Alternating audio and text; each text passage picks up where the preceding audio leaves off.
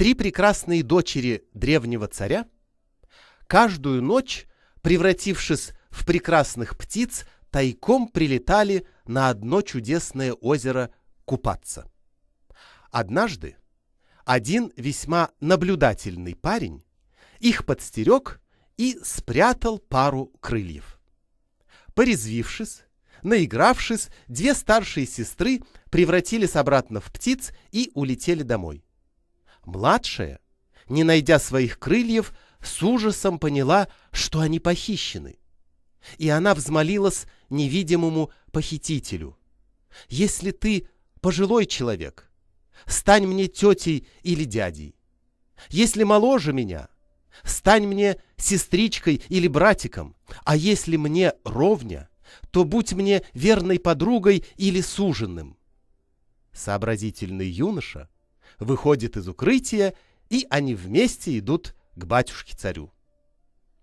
У каждого родника есть свой хозяин.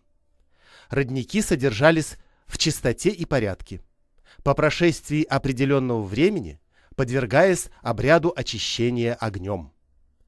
Бытовало мнение, что души детей приходят через родник.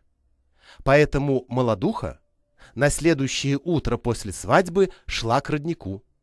Будто бы душа ее будущего ребенка запрыгивала в ведро, таким образом попадала в дом, где в скором времени должен был родиться ребенок. В полдень людям нежелательно в водоемах купаться.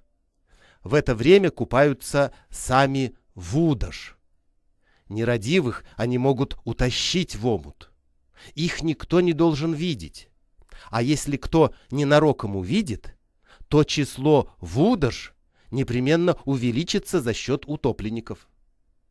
Вудож было бы несметное количество, но когда они на рассвете выходят на берег погреться на солнце, их поедают волки. В солнечные дни вудож выходят на берег и усаживаются расчесывать золотым гребешком свои длинные волосы. Иногда они там же засыпают.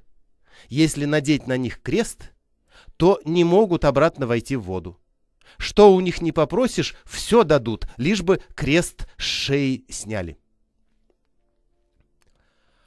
Албаста – это существо с длинными распущенными волосами и 4 грудями, свисающими почти до земли. В лесу как-то одному мужику повстречалась Албаста и побила его грудью. Тот мужик еле живой домой вернулся, а через 3 дня помер. Все его тело было в синяках. Албаста маленьких детей старается истребить. Так и поджидает, когда малых детей одних оставит. Коли дождется, то накормит ребенка своей грудью, и ребенок умирает. Чтобы Албаста не навредила, в изголовье детей кладут нож или что-либо из острых металлических вещей. Иногда иголку прикалывают.